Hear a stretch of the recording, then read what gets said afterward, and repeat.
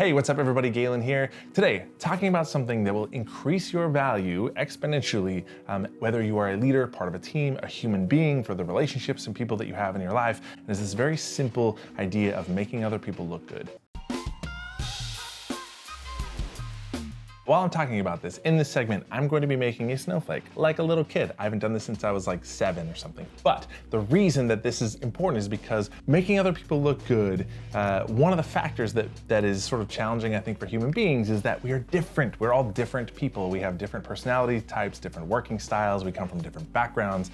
There are like the diversity that we have of like neurodiversity, diversity of experience and thought, all of those things are so necessary to make an organization be successful and to run. But because we're different, we have personality conflicts and differences and that can cause strife. And so I think this idea of making other people look good is, embracing diversity and different strengths that we have, but also remembering that like those things make us stronger. So I'm just gonna start chopping away here. This is fun. I literally haven't done this since I was a little kid. So when we talk about making other people look good, sort of like one main factor of that is that we as human beings have to be invested in other people's success, which means that we are quick to praise people, we are slow to point out their mistakes and criticize them, and we just, as individuals, are invested in other people's success around us. Also, in terms of like how you can show up as part of a team at work and just in life and make other people look good is also to like not participate in gossip, right? When you open your mouth to speak about somebody else, like make it to lift them up, like say something positive about other people. That is how you make them look good.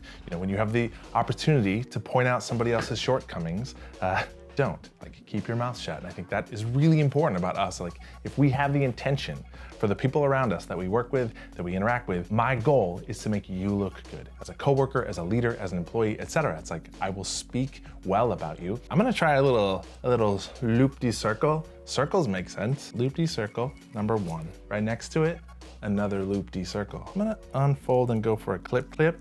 I'm gonna do a little diamond.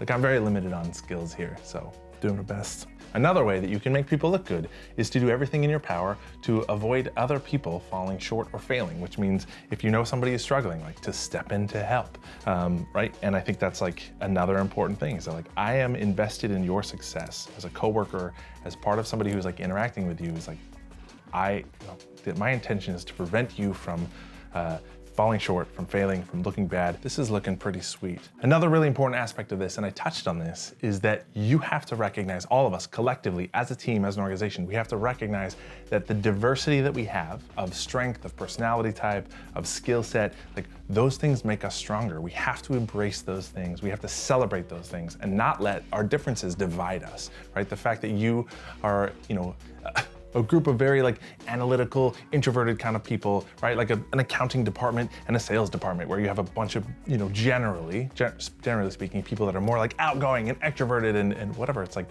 the diversity that we have, like the different strengths allow us to fill different roles inside an organization and be strong as a team. A well-balanced team is way stronger than a team who's all the same note, right? Which is why diversity matters. But we have to recognize that and honor that. Like we need the diversity that we have inside our organizations of communication style, personality type, all of those things. The reveal on this is gonna be epic. This takes me back to being a little kid where like the only thing I know how to do is make like little diamond cuts.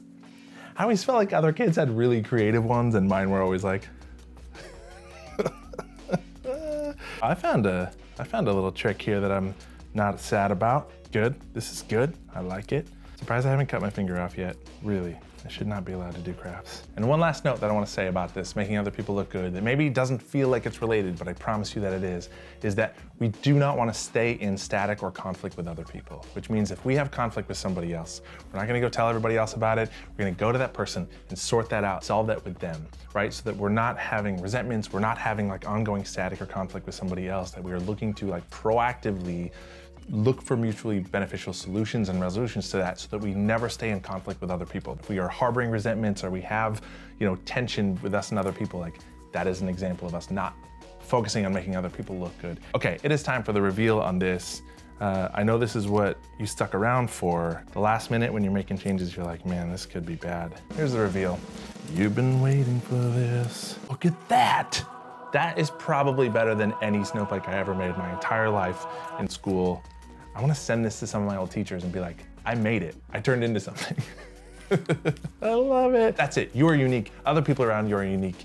Focus on making other people look good. So important for an entire organization and teams to adapt that mindset and those behaviors around each other.